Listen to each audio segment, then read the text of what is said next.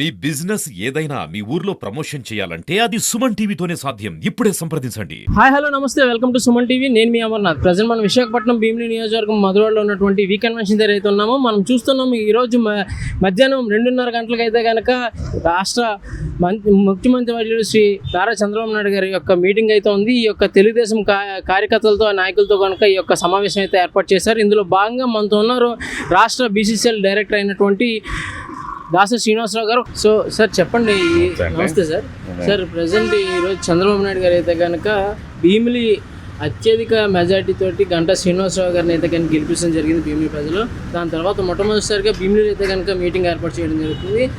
ఈ సమావేశంలో ఎటువంటి నిర్ణయాలు తీసుకుంటారు, అసలు కార్యకర్తలతో ఏం మాట్లాడుతున్నారు చంద్రబాబు నాయుడు గారు? చంద్రబాబు నాయుడు గారు ముఖ్య ఉద్దేశం ఈరోజు రావడం, 21వ తారీఖున ఏదైతే దేశ ప్రధాని నరేంద్ర మోడీ గారు యోగా డే గురించి వస్తున్నారు, దాన్ని గిన్నిస్ రికార్డ్ని ఎలాగైనా సాధించాలని చెప్పి ఎంతో కృషితో ఎలాగైనా విశాఖపట్నంలో దేశంలోనే కాకుండా ప్రపంచ దేశాలన్నీ కూడా విశాఖపట్నాన్ని 21వ తారీఖున చూడబోతున్నాయి. దానికి సన్నిద్ధం చేయడానికే ఈరోజు మార్నింగే రావడం జరుగుతుంది. పొద్దున్నే ఈరోజు బీచ్ రోడ్లో ఆయన ఒక రాష్ట్ర ముఖ్యమంత్రి ఏర్పాట్లను పర్యవేక్షించడానికి రావడం ఇదే ప్రథమం నాకు తెలిసి. ఆయన చేతులు ఇంత యంత్రాంగం ఉంటుంది, ఐఏఎస్ ఐపీఎస్ లేకపోతే పార్టీ క్యాడర్ ఇంత ఉన్నా కూడా ఆయనే డైరెక్ట్గా వచ్చి కార్యక్రమం ఎలా జరుగుతుంది, ఏర్పాట్లు ఎలా చేస్తున్నాయో చూసుకుంటున్నారంటే ఈ కార్యక్రమాన్ని ఆయన ఎంత ప్రెస్టీజియస్గా తీసుకుంటున్నారో దాన్ని బట్టి మనకు తెలుస్తుంది. ఆ ఉద్దేశంతోనే ఈరోజు మధ్యాహ్నం దాని తర్వాత 3ంటికి వీ కన్వెన్షన్ సెంటర్ కార్యకర్తలందరినీ కూడా సమావేశపరిచి 21వ తారీఖున జరగబోయే యోగా డే అత్యంత ప్రతిష్టాత్మకమైన కార్యక్రమం మాకైతే.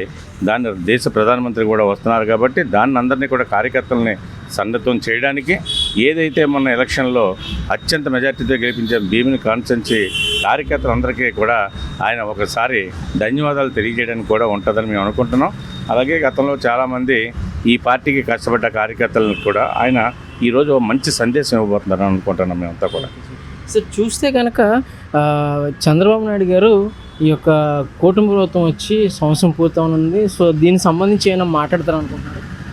అయితే మేమైతే అనుకుంటున్నాం ఆయన కాన్సన్ట్రేషన్ అంతా కూడా 21వ తారీఖు జరగబోయే కార్యక్రమం మీదే ఫుల్గా కూడా మా అందరికీ దిశ నిర్దేశిస్తారని అనుకుంటున్నాం.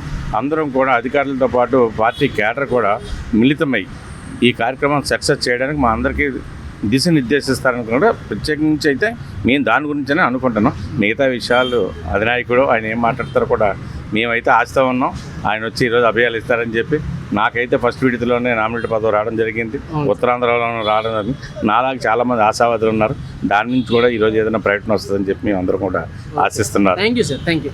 సో చూశారు కదా దాసరి శ్రీనివాసరావు గారు చెప్పిన విషయాలు. ఏదైతే చంద్రబాబు నాయుడు గారు ఈరోజు ఈ యొక్క కార్యకర్తలతో సమావేశం ఏదైతే ఉందో విశాఖపట్నం భీమిలి నియోజకవర్గం మధురవాడలో ఉన్నటువంటి వీ కన్వెన్షన్లో చాలామంది కార్యకర్తలు అండ్ అలానే జెండా మోసే ప్రతి ఒక్కరు కూడా చాలా ఆశగా ఉన్నారు.